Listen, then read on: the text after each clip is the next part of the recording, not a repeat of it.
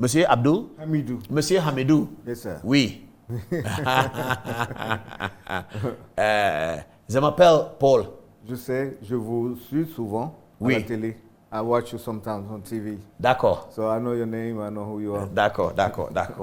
Okay, viewers, today the French has come. I know they are laughing at me at home like something. They are laughing at me at home, butu.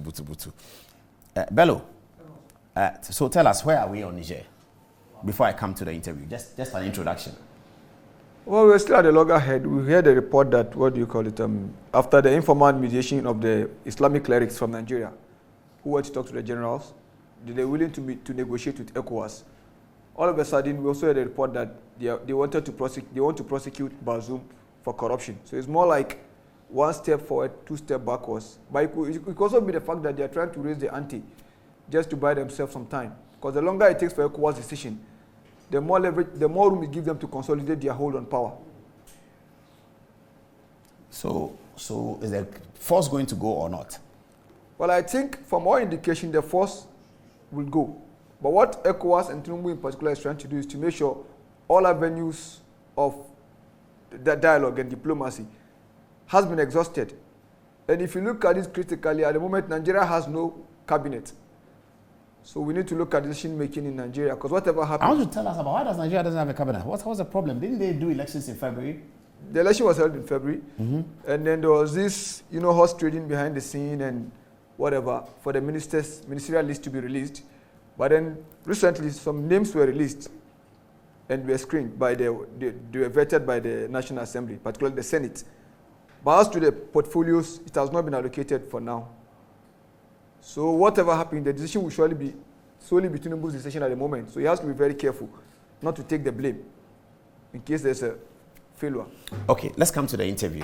Bonjour, monsieur, once again. Bonjour, monsieur. So you are from Niger. Which part of Niger? I'm from a village. It's not a village today. It's a town called Kolo, which is about 30 kilometers from Niamey, the capital city. Okay, what language do they speak in Kolo? They speak Zarma. Zabarma, like Ghanaians call it Zabarma. Mm-hmm. And Niger got many languages. Hausa is one of them. Zabarma is the second largest language. Mm-hmm. And then we got Fulanis, we got Arabs, we got Gourmanches, we got Tubus and Beriberi. I might probably forgot some of them, but we got many different tribes. Okay, that's interesting. So the coup, is it a good coup or is it a bad coup? It's a very good coup for many reasons.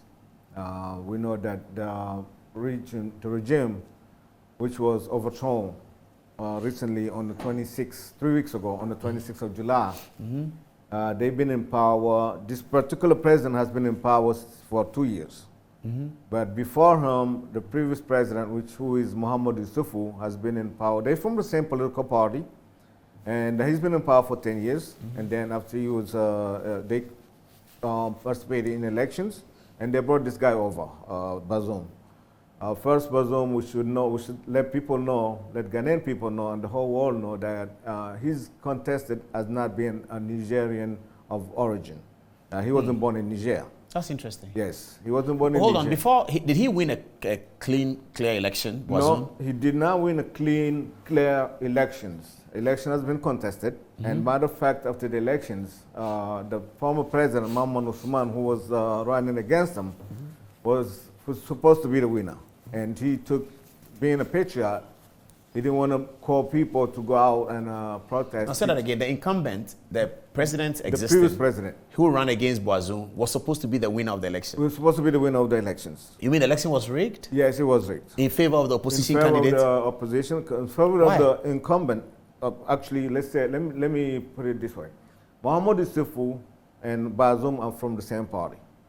And Muhammad Yusufu is the one who brought Bazoum, imposed Bazoum upon the Nigerian.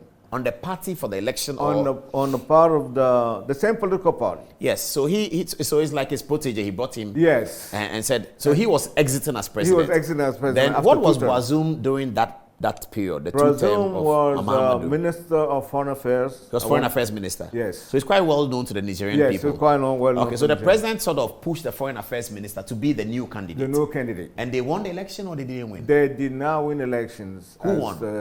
Muhammad Usman. Who was the opposition candidate? Yes. He won the election. He won the elections. As far as your reckoning As is. far as my reckoning is concerned. And he took his case to the ECOWAS court in Nigeria. And they dragged it for like 2 years, only for to come back after 2 years and said, oh, you know, we're not competent in this matter. They dragged it for 2 years. They lack jurisdiction, Yes, that's what they meant. they lack jurisdiction. Yeah. So then Bazoum became president of Niger, and a lot of people didn't like him because the article in the Niger Constitution, Article 47, that say if you're now born in Niger and you become naturalized Nigerian, you could be anything you want, but you cannot be president. Oh, that's interesting. Yes. So you can be foreign minister as he was. You could be foreign but minister. if you're not born in Niger, you if cannot you're not be born in president. Niger, you cannot be president. You can And hold he any became power. president. He became president. He So became, you are suggesting to our viewers that there was an illegality. yes. That's Definitely. interesting. Yes. And we know how he became president because we know between the first round and the second round, the then president went to France. And then he called Bazoum over to France. It was probably at that time that everything was settled. That they decided that They Bazoum decided will go for the Bazoum would be presidency. president, Bazoum will become president. And something happened.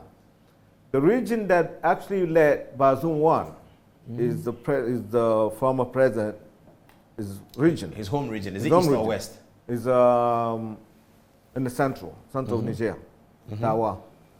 So what happened was they won 900,000 votes, and that was unprecedented. Never before had a region brought 900,000 votes. Wow. That was the first time.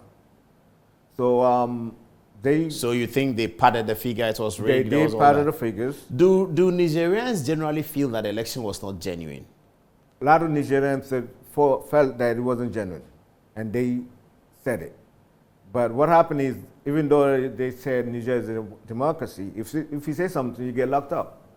Oh, I see. A lot of people get locked So up. the first 2 years was harsh. Very, very harsh. What happened is People's human rights was abused. human rights were abused, soldiers were killed, villages were moved from where they used to be for 500, 600 years.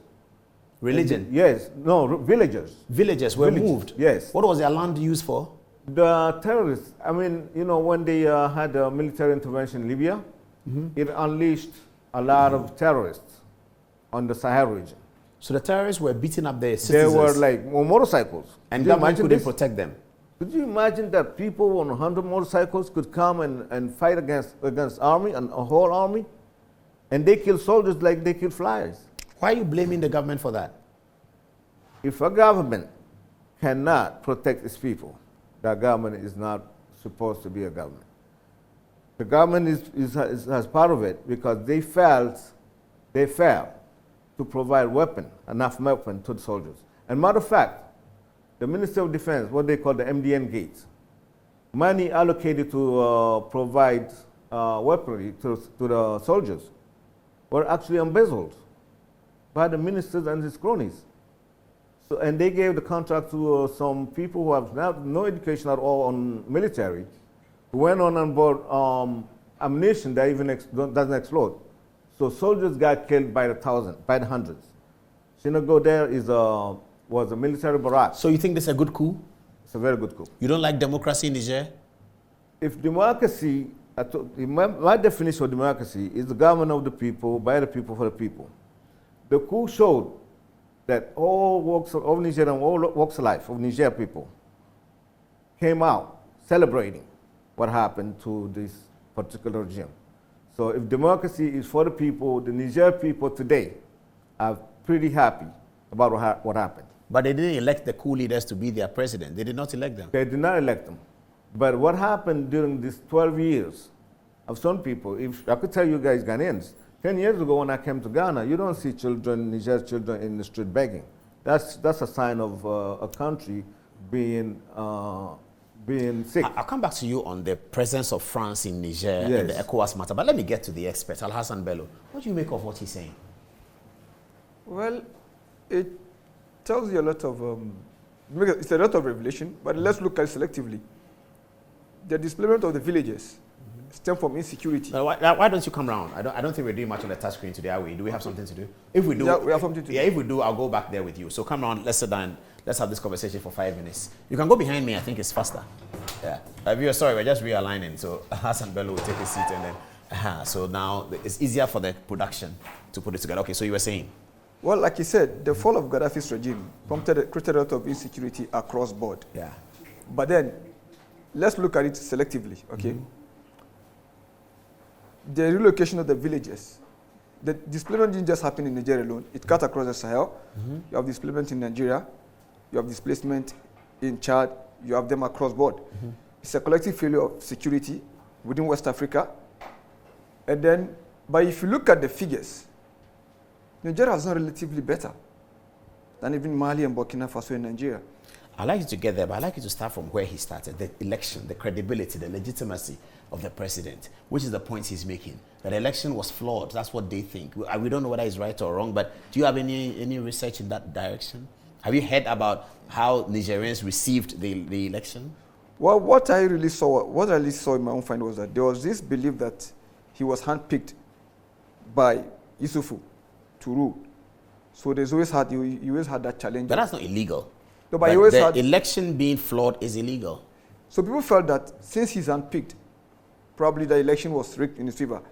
But the most important is that people felt that he was unpicked deliberately for Yusufu to control, to control him behind the scene. And the fact that he's from the minority ethnic group in Niger, without a political base, it kind of makes the president very powerful. But for the MDN, the corruption case he was talking about, some of the current military men in power were also implicated. In the same corruption case? The one that the money was given to them to buy weapons and they squandered it? Because when Bazoum came to power, he inherited a lot of guys from Yusufu. And one of them was Salif Modi, who was a former chief of army staff, and was actually sent to UAE as an ambassador. And his replacement, General Abudu Isaka, Sidiku Isaka, was brought back. So if you are trying to blame Bazoum for corruption alone, then some of the military henchmen today in power are equally implicated. But I also believe the coup itself has there's a participation of the former president. He brought Bazoum in to be able to control behind the scene. But then Bazoum himself also came and was trying to create his own political base within the PNDS Taraya, that is the ruling party. So people felt that it is that power struggle between Bazoum and his former mentor, that might have ruffled feathers, and then the military coup was initiated. What do you make of that? Well, like he said, some of the soldiers were involved in the embezzlement of the country. I don't think it's correct because the person who took power, the general who took power, was actually the commander of the Presidential Guard. And he'd been with them for the 12 years that they were in power. And he took over. At that time, what happened is Niger has been divided along ethnic groups, along regions. And this particular guy who took over, the general who took over, came in because of what was going on. Bazoum was releasing terrorists who were arrested on a battlefield. He was releasing terrorists? He released them. From where? He released them from prison. Oh, these guys were arrested. Okay, these guys were arrested on the battlefield. Bazoum, they were locked up, and Bazoum released them and received them at the palace. Oh, really? Yes. That was he received the rebels, former rebels. He released them from prisons, former rebels, former terrorists who killed Niger people. He received them in the palace? He released them from prison and received them at the palace. Why did he do that? That's the question. Why do you do that? Why do you do that? So that was the first case. The second case was he was trying to do the same thing again. And then General Chani, who's ruling right now, said, Mr. President, the first batch of people you let go, they didn't bore us any good. Matter of fact, they arrested some Niger soldiers, videotaped them, and they shot them. Videotaped them and shot them. And he said, don't do it again. Don't do it again. Why did they kill them? What's the point? The terrorists, they just, I don't know why they're killing people. We have no reason, we have no idea who these people are. Why they keep going on? But has it, since the coup of a month ago or a month and a half, has that stopped? Well, we don't have the information that it wouldn't stop like that. It wouldn't stop overnight. But are the soldiers capable of stopping it? The soldiers are fighting. They're fighting every day with the minimum means that they have. The minimum means that they have. See, the problem, like my brother said here, is not alone in Niger alone. It was in Mali, and Burkina Faso, and Niger. What they call the Tri-border region. the tribal region. Okay, but Mali and Burkina Faso, for the same reasons, did a coup, and they're getting better. They're getting better. They're fighting better. They get more weapons than Niger. Actually, Burkina Faso and Mali, when they fight, they chase these people. They come to Niger to seek shelter, and because in Niger we don't have enough coverage. We don't have enough weapons. We don't have enough cover. We don't have drones to look at what's going on. This is what's going on in Niger. I see. Wow. Corruption. What is the future then for you in Nigerian? What is the future of Niger over the next 5 years? What do you expect? The Niger's problem is leadership. If we were to get good leadership, Niger is a rich country in uranium. And that's the problem. That's the main problem that we have. Because behind all this that's going on in Niger... Is there a French base in Niger? Do you know about it? Yes. Do Nigerians know about it? We know about Which part of Niger is it? it. In the capital. In Niamey? In Niamey. So We French got soldiers are there? 1,500 French soldiers in Niamey. They got planes, they got drones, they got all that. And I hear they have an airport in the uranium enclave. They have an airport at the uranium enclave. They take uranium. We're getting, actually, what we're getting? 5.5% of uranium. Of uranium or of cash? Of uranium. Of cash. Yeah. We're getting 5.5% Of the uranium of that the the French uranium are revenue. mining. Yes, of the revenue of uranium. That's why Niger is so poor. Niger doesn't have electricity.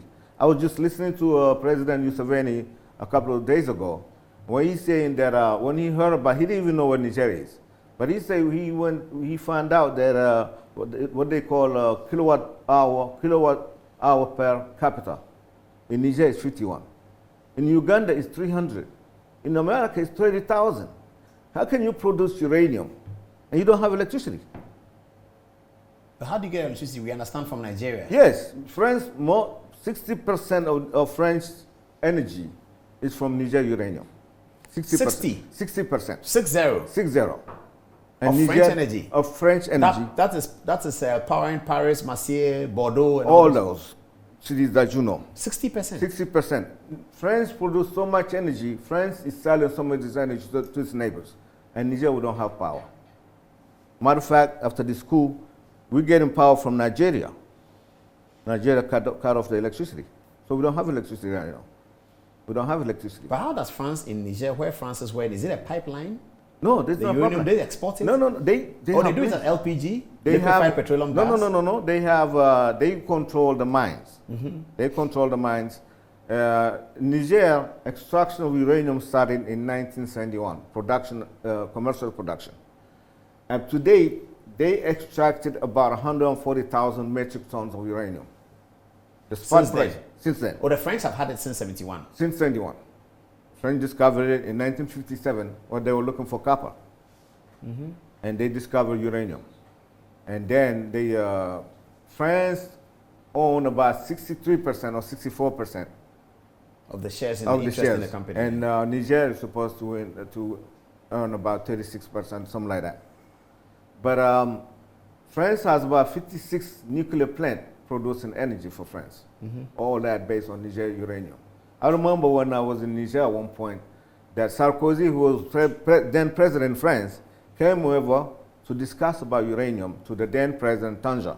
And Tanja was wanted to renegotiate the percentage that Niger was getting about uranium.